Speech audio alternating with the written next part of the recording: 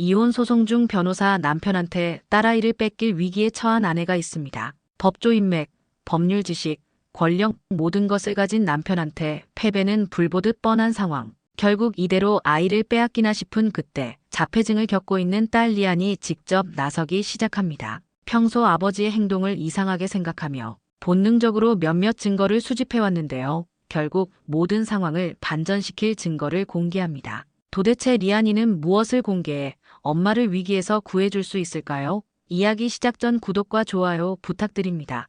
영상 제작에 큰 힘이 됩니다. 그럼 지금 바로 이야기 시작하겠습니다. 샌프란시스코의 퍼시픽 하이츠, 금문교가 내려다 보이는 고급 콘도에서 이야기가 시작됩니다. 박지연 씨는 41, 오늘도 식탁에 혼자 앉아 시계를 바라보고 있었습니다. 벽시계가 밤 9시를 가리키고 있었죠. 남편 루카스는 또 늦었습니다. 미국 대형 로펌의 인기 있는 변호사 루카스는 고객 미팅이 길어졌다. 이게 다 가족을 위한 일이지 않냐라는 똑같은 핑계를 대며 들어왔어요. 박지연 씨는 한국에서 건너온 지 15년이 넘었지만 여전히 영어보다는 한국말이 편했습니다. 예전에는 작은 한식 도시락 케이터링 사업을 했었지만 루카스와 결혼하면서 그만두었죠. 루카스가 내가 충분히 벌어다 줄 테니까 집에서 쉬라고 했거든요. 하지만 이제는 그 말이 달리 들렸습니다. 식탁 위의 김치찌개는 이미 식어버렸고 밥도 눌어붙기 시작했습니다. 그때 거실 쪽에서 작은 발소리가 들려왔어요. 딸 할리안이 아빠 서재에서 나오고 있었습니다. 리안은 12살이지만 또래보다 훨씬 조용하고 차분한 아이였어요. 자폐 스펙트럼 경도 진단을 받았지만 그보다는 규칙과 질서를 사랑하는 특별한 아이였죠. 엄마, 아빠는 언제 와? 리안이 작은 귀마개를 살짝 빼며 물었습니다. 소음을 싫어해서 항상 귀마개를 끼고 다니는 게 리안의 습관이었어요. 곧 올 거야. 지연 씨가 대답했지만 자신도 확신이 없었습니다. 리안은 고개를 끄덕이며 다시 서재로 들어갔어요. 아빠 책꽂이에서 꺼낸 가정법 안내서를 펼쳤습니다. 복잡한 법률 용어들이 가득한 책이었지만 리안에게는 오히려 위안이 되었어요. 모든 것이 규칙과 조항으로 명확하게 나뉘어 있었거든요. 그날 밤 리안은 그 책에서 한 문장을 발견했습니다. 아이의 최선의 이익이 모든 양육권 결정의 기준이 된다. 아직은 그 말의 진짜 의미를 몰랐지만 왠지 모르게 가슴이 두근거렸어요. 마치 엄마를 지킬 수 있는 방법이 그 안에 숨어 있는 것 같았거든요. 그날 밤 11시가 넘어서야 루카스가 집에 돌아왔습니다. 술 냄새를 풍기며 거실로 들어온 그는 지연 씨와 눈도 마주치지 않았어요. 늦어서 미안. 중요한 클라이언트였어. 똑같은 변명이었습니다. 루카스는 샤워를 하러 가면서 업무용 노트북을 거실 테이블에 그대로 두고 갔습니다. 하지만 그날 밤에는 다른 일이 일어났어요. 노트북에서 메신저 알림이 계속 울렸습니다. 샤워 소리가 들리는 동안 리안이 목이 말라 물을 마시러 거실에 나왔어요. 그때 노트북 화면에서 메시지 알림이 떴습니다. 발신자는 클라라이었고 고급 레스토랑에서 찍은 사진들이 보였어요. 리안은 보자마자 이상함을 느꼈어요. 말로는 표현하기 어려운 불쾌한 느낌이었죠. 리안은 당황스러워지만 빠르게 행동했어요. 컴퓨터 화면을 스크린샷으로 저장했습니다. 그것이 리안이 본능적으로 수집한 첫 번째 증거였어요. 그로부터 한 달 후 리안의 12번째 생일이 다가왔습니다. 이날만큼은 루카스도 약속했어요. 오늘은 꼭 일찍 집에 갈게. 우리 딸 생일인데. 하지만 약속은 또다시 지켜지지 않았습니다. 오후 5시, 집에는 리안의 친구들이 모여 있었습니다. 지연 씨가 정성껏 준비한 생일상이 차려졌고 예쁜 케이크도 준비되어 있었어요. 리안의 가장 좋아하는 딸기 케이크였죠. 리안아, 아빠 언제 와? 친구 중 하나가 물었어요. 곧 올 거야. 리안이 담담하게 대답했지만 속으로는 이미 알고 있었습니다. 시간이 흘러 6시, 7시가 되어도 루카스는 나타나지 않았습니다. 괜찮아, 엄마. 친구들이랑 먼저 시작하자. 리안이 담담하게 말했습니다. 친구들과 함께 생일 파티를 했지만 리안의 마음은 무거웠습니다. 친구들이 하나둘 집으로 돌아가고 거실에는 꺼진 초가 꽂힌 케이크만 남았습니다. 리안의 마음이 좋지 않았지만 그래도 어쩔 수 없다 생각하고 있었죠. 지연 씨는 설거지를 하러 부엌으로 갔고 리안은 혼자 소파에 앉아 있었어요. 그때 거실 테이블 아래 놓인 루카스의 업무용 노트북에서 메시지 알림음이 연속적으로 들리기 시작했어요. 리안은 며칠 전 기억이 떠올라 본능적으로 테이블 아래에서 노트북을 꺼내서 봤습니다. 화면에 떠오른 메시지를 본 순간 리안의 심장이 멎는 것 같았습니다. 그리고 바로 한 달 전 이상하게 느껴졌던 메시지가 이제야 이해가 가기 시작했어요. 화면 속에는 오늘 밤 그 자리 기억나. 메시지와 함께 고급 레스토랑 내부 사진이 첨부되어 있었어요. 그리고 바로 이어서 같은 시간대에 주차 앱 영수증 이메일이 팝업으로 떴습니다. 날짜를 보니 바로 오늘, 리안의 생일 당일이었어요. 시간도 오후 7시로 표시되어 있었습니다. 바로 리안이 친구들과 생일 케이크를 자르고 있던 그 시간이었죠. 리안의 손이 떨렸지만 머릿속은 오히려 차가워졌습니다. 화면을 스크린샷으로 캡처하고 파일을 새 폴더에 저장했어요. 폴더 이름은 증거1이었습니다. 그리고 또 다른 폴더를 만들었어요. 증거2라는 이름으로 말이죠. 체계적으로 정리하는 것이 리안의 습관이었거든요. 오늘은 내 생일이었는데 리안이 작은 목소리로 중얼거렸습니다. 그 순간 리안은 깨달았어요. 아빠가 사랑하는 건 자신과 엄마가 아니라 다른 사람이라는 걸 말이죠. 그리고 이 집에서 가장 힘없는 사람은 영어를 잘 못하는 엄마라는 것도요. 리안은 컴퓨터 앞에 앉아서 더 많은 증거들을 찾기 시작했습니다. 아빠의 이메일, 메신저 기록, 신용카드 내역, 모든 것을 체계적으로 정리했어요. 각 파일의 번호를 매기고 날짜 순으로 배열했습니다. 이런 작업을 하면서 리안은 묘한 기분을 느꼈어요. 슬프면서도 뭔가 해낼 수 있을 것 같은 자신감이 생겼거든요. 며칠 후 루카스가 폭탄 선언을 했습니다. 저녁 식사 자리에서였어요. 지연, 우리 이혼하자. 그리고 리안이는 내가 키울 거야. 지연 씨의 젓가락이 떨어졌습니다. 무슨 소리야? 갑자기 왜? 갑자기가 아니야. 우리 사이는 이미 끝났어. 그리고 리안이를 위해서도 내가 키우는 게 맞다고. 루카스의 목소리는 차가웠습니다. 나를 아직도 모르겠어. 내가 바로 로펌 파트너야. 경제적으로 안정적이고 영어도 자유자재로 하지. 리안이가 미국에서 성공하려면 내가 필요해. 지연 씨는 울음을 참으며 말했어요. 리안이는 내 딸이야. 내가 키웠어. 법정에서는 그런 감정론이 안 통해. 객관적 조건을 보거든. 그리고 법정에서 나를 이길 수 있을 거라 생각하는 거야? 루카스가 냉정하게 대답했습니다. 리안은 그 대화를 듣고 있었지만 아무 말도 하지 않았어요. 대신 조용히 자기 방으로 들어가서 가정법 안내서를 다시 펼쳤습니다. 다음 날 리안은 샌프란시스코 공공도서관을 찾아갔어요. 아동 코너에서 사서 윤설아 씨를 만났습니다. 윤설아 씨는 한인 1세대 반으로 따뜻하고 세심한 성격이었어요. 어머, 한국 아이네. 무엇을 찾고 있니? 가정법에 관한 책이요. 쉽게 쓰여진 걸로요. 리안이 차분하게 대답했어요. 윤설아 씨는 조금 놀랐지만 아이의 진지한 표정을 보고 도움을 주기로 했습니다. 이 책들을 봐. 어린이도 이해할 수 있게 쓰여져 있어. 리안은 그 책들을 읽으며 중요한 사실들을 배웠어요. 아이의 최선의 이익 원칙, 양육권 결정 기준, 그리고 무엇보다 중요한 건 아이도 자신의 의견을 표현할 권리가 있다는 것이었습니다. 아이는 만 12세가 되면 법정에서 자신의 의견을 말할 수 있습니다. 책에 적힌 문장이었어요. 집에 돌아온 리안은 체계적으로 증거 수집을 시작했어요. 학교 성적표, 의료 기록, 엄마와 함께 찍은 사진들, 학교 가정통신문, 모든 것을 날짜 순으로 정리해서 파일에 보관했습니다. 특히 병원 기록이 중요했어요. 리안이 아플 때마다 함께 간 사람, 학교 행사에 참석한 사람, 도시락을 싸준 사람, 모든 기록에는 엄마의 이름이 적혀 있었거든요. 리안은 각각의 서류의 번호를 매기고 중요도에 따라 색깔로 분류했습니다. 빨간색은 매우 중요, 노란색은 중요, 파란색은 참고자료로 나눴어요. 그리고 컴퓨터에도 같은 방식으로 폴더를 만들어 디지털 파일들을 정리했습니다. 클라라와의 메시지들, 주차 기록들, 신용카드 내역들, 아빠의 불륜을 증명할 수 있는 모든 자료들이었죠. 리안은 이런 작업을 하면서 자신감이 생겼어요. 엄마를 지킬 수 있는 방법을 찾은 것 같았거든요. 일주일 후 리안은 중대한 결정을 내렸습니다. 법원에 직접 진술하겠다는 의견서를 작성한 거예요. 저는 엄마의 꼭두각시가 아닙니다. 제 삶에 대해 제가 말할 권리가 있습니다. 리안이 정성스럽게 손으로 쓴 의견서였어요. 그 의견서를 보고 지연 씨는 깜짝 놀랐어요. 리안아, 이게 뭐야?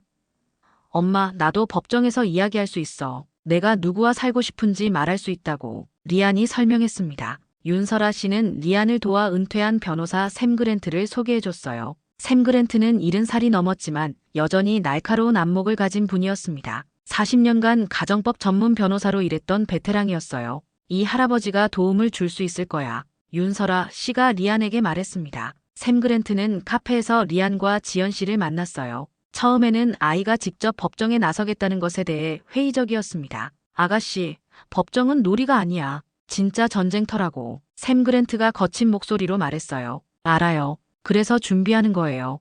리안이 자신의 증거 파일들을 보여줬습니다. 샘 그랜트는 리안의 자료를 보고 놀랐어요. 이걸 내가 다 준비했다고. 대단한 걸. 체계적으로 정리된 증거들, 시간 순으로 배열된 문서들, 그리고 각각에 대한 간단한 설명까지. 웬만한 법무 보조원보다도 더 정확한 작업이었습니다. 하지만 증거만으로는 안 돼. 이야기가 있어야 해. 판사도 사람이거든. 샘이 중요한 조언을 해줬습니다. 증거로 사실을 보여주고 이야기로 마음을 움직이는 거야. 그게 진짜 법정 전략이지. 지연 씨는 걱정스러웠지만 리안의 결심을 존중했어요. 보호자 동의서에 서명을 하면서 말했죠. 우리 함께 해보자. 며칠 후 리안은 더 많은 증인을 확보하기로 했습니다. 가사 도우미 마야 로페즈에게도 도움을 요청했어요. 마야는 라틴계 여성으로 솔직하고 따뜻한 성격이었습니다. 마야, 내가 학교에 갈 때 도시락을 누가 싸줬는지 증언해 줄 수 있어요?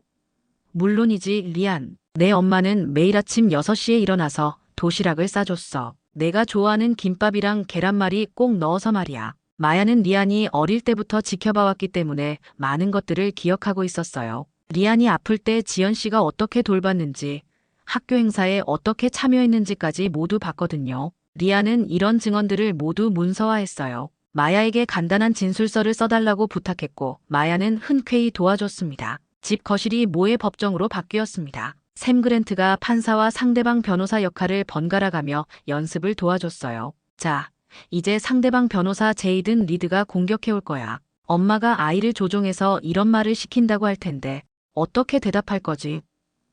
샘이 엄한 목소리로 물었습니다. 리안은 차분하게 대답했어요. 저는 제 의견을 말하는 거예요. 누구도 저를 조종할 수 없어요. 좋아. 그런데 더 구체적인 증거가 필요해. 샘이 조언했습니다. 예를 들어 엄마가 나를 더 사랑한다고 말하는 게 아니라 엄마는 내가 아플 때 병원에 데려가 주었다.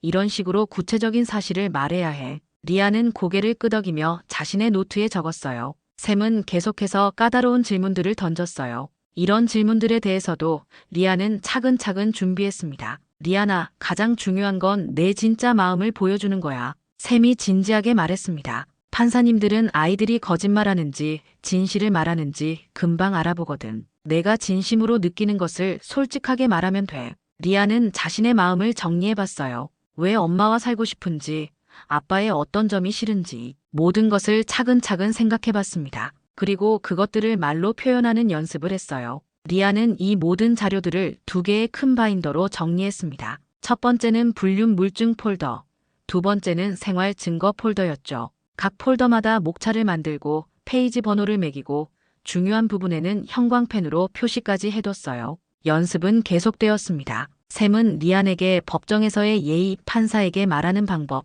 변호사들의 질문에 대답하는 요령까지 모든 것을 가르쳐줬어요. 법정에서는 예, 아니오로 명확하게 대답해야 해. 그리고 모르는 것은 솔직하게 모르겠습니다라고 말하는 것이 좋아. 리안은 모든 조언들을 꼼꼼히 노트에 적었습니다. 그리고 집에서도 거울 앞에서 혼자 연습했어요. 자폐 스펙트럼이 있는 리안에게는 많은 사람들 앞에서 말하는 것이 더욱 어려운 일이었지만 리안은 포기하지 않았어요.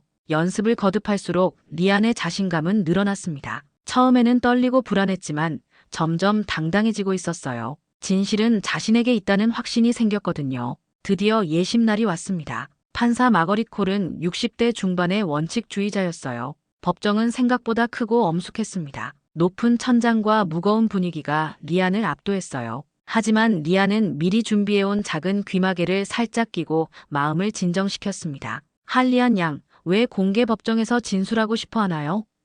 판사가 차가운 목소리로 물었습니다. 마거릿 판사의 눈빛은 매우 예리했어요. 리안은 작은 귀마개를 천천히 벗었어요. 법정의 소음이 귀에 들어왔지만 꿋꿋이 견뎠습니다. 판사님, 저는 소리를 싫어하지만 규칙을 좋아해요. 그리고 제가 배운 규칙에 따르면 제 이야기는 제가 해야 하는 거니까요. 리안의 목소리는 작았지만 또렷했습니다. 판사는 리안의 대답을 듣고 잠시 놀란 표정을 지었어요. 그렇다면 구체적으로 무엇을 말하고 싶은가요?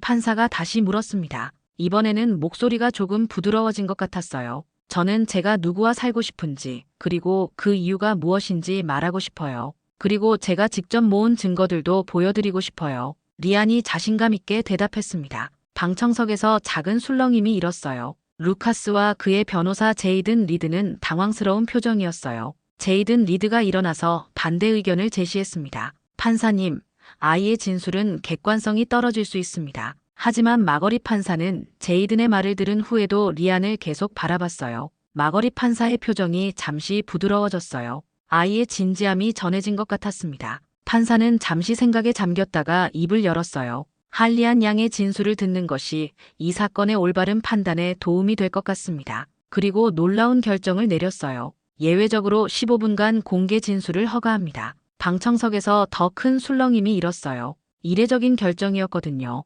루카스는 얼굴이 하얗게 변했어요. 자신의 딸이 법정에서 무슨 말을 할지 예상이 안 됐거든요. 제이든 리드도 급하게 루카스와 무언가를 속삭였습니다. 반면 지연 씨는 안도의 한숨을 쉬었어요. 드디어 리안이 자신의 이야기를 할 기회를 얻은 것이었으니까요. 정식 재판날이 왔습니다. 법정은 조용했지만 긴장감으로 가득했어요. 리안이 증인석에 섰을 때 모든 사람들의 시선이 집중되었습니다. 리안은 준비해온 바인더를 천천히 펼쳤습니다. 첫 번째 페이지에는 클라라와의 메신저 대화, 레스토랑 사진, 주차 영수증이 깔끔하게 정리되어 있었어요. 판사님, 이것은 제가 직접 수집한 증거입니다. 제 생일날 아빠가 다른 여자와 함께 있었다는 증거예요. 리안의 목소리는 떨리지 않았어요. 방청석에서 탄식 소리가 들려왔어요. 루카스는 얼굴이 하얗게 변했습니다. 이 메시지는 제 생일 당일 오후 7시에 온 것이에요. 그 시간에 저는 친구들과 생일 케이크를 먹고 있었습니다.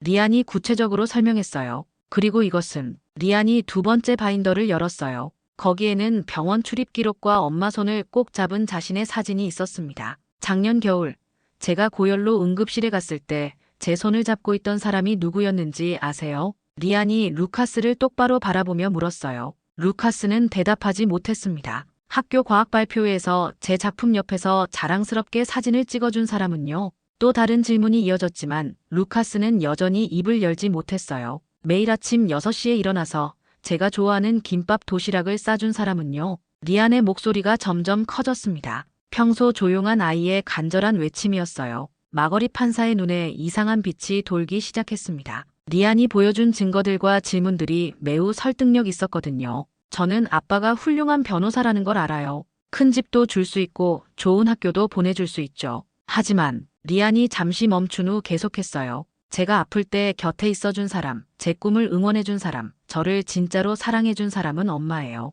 리안의 목소리에 감정이 실렸지만 여전히 논리적이었어요. 아빠는 저에게 돈을 줄 수 있어요. 하지만 엄마는 저에게 사랑을 줬어요. 방청석에서 흐느끼는 소리가 들려왔어요. 많은 사람들이 리안의 말에 감동을 받았거든요. 루카스는 고개를 숙이고 있었습니다. 마거리 판사는 리안의 진술을 끝까지 들었습니다. 충분히 들었습니다. 매우 인상적인 진술이었습니다. 일주일 후 판결이 나왔습니다. 본 법원은 이 사건을 신중히 검토한 결과 박지연에게 단독 양육권을 부여합니다. 마거리 판사가 단호한 목소리로 선고했어요. 방청석에서 환호성이 터져나왔어요. 지연 씨는 눈물을 흘리며 리안을 꼭 안았습니다. 그리고 루카스 하트는 월 2,000달러의 양육비를 지급하도록 명령합니다. 이 사건에서 가장 인상적이었던 것은 할리안 양의 성숙하고 논리적인 진술이었습니다. 루카스는 충격에 빠진 표정이었어요. 완벽하다고 생각했던 자신의 계획이 12살 딸에 의해 무너진 거였으니까요.